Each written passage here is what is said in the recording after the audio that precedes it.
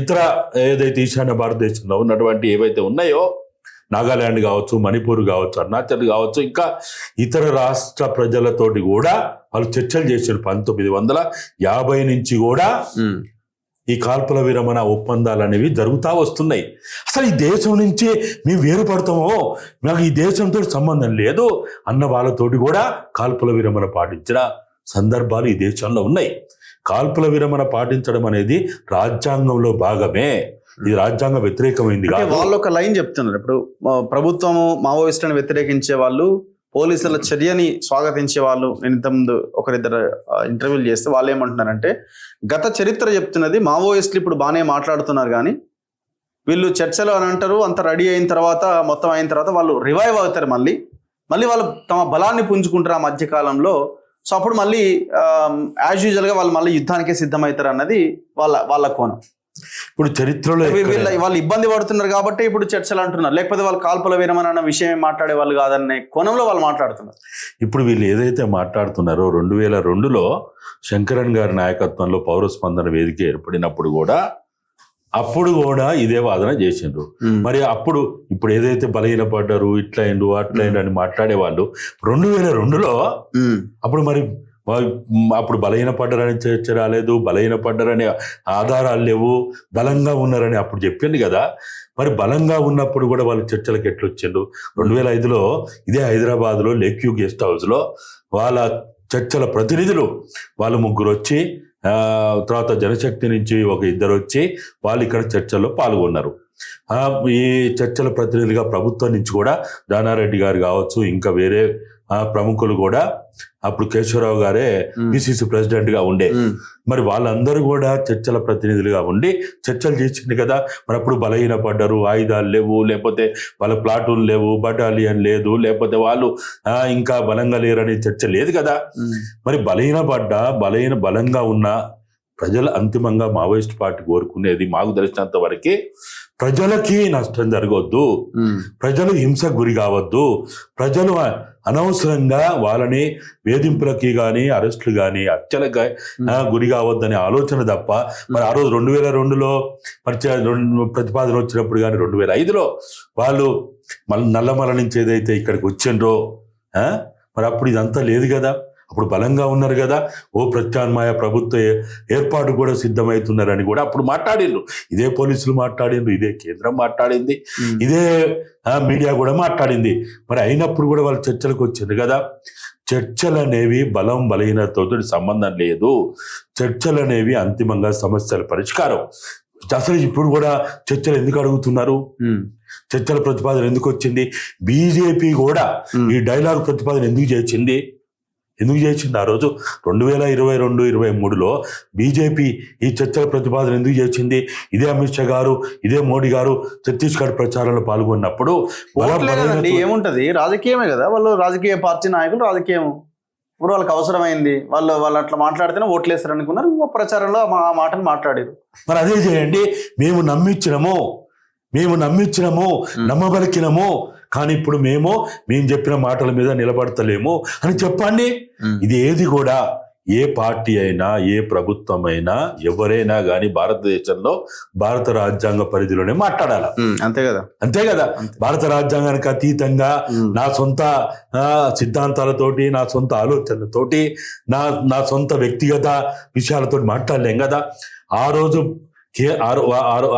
మోడీ గారు మాట్లాడినంటే ఏ స్థాయిలో మాట్లాడిండ్రు? భారతదేశానికి ప్రధానమంత్రి గారు, ఆ రోజు భారతదేశానికి హోమ్ మినిస్టరు అమిత్ షా గారు ఒక హోమ్ మినిస్టర్ గా ఉండి, ఒక ప్రధానమంత్రిగా ఉండి ఛత్తీస్గఢ్ ఎన్నికల ప్రచారంలో మీరు మాట్లాడినటువంటి మాటలు మీ వ్యక్తిగతం కాదు, అది బీజేపీ లైన్ కాదు, అది ఆర్ఎస్ఎస్ లైన్ కాదు, భారత ప్రభుత్వ రాజ్యాంగ పరిధిలో ఉన్నటువంటి మాటలే చెప్పిందని అందరు భావించారు. ఇక్కడ ఒక పాయింట్, ఇప్పుడు పౌర సమాజం నుంచి పెద్ద ఎత్తున నిరసన వ్యక్తమైనప్పుడు, ఇది మనకి ఇబ్బంది అవుతున్నప్పుడే ప్రభుత్వాలు తమ నిర్ణయం నుంచి వెనక్కి జరుగుతాయి. ఆ స్థాయిలో మూమెంట్ రావట్లేదని అనుకోవాలా? మద్దతు లభించట్లేదు మీలాంటి వాళ్ళు మాట్లాడుతున్న దానికి అనుకోవాలా?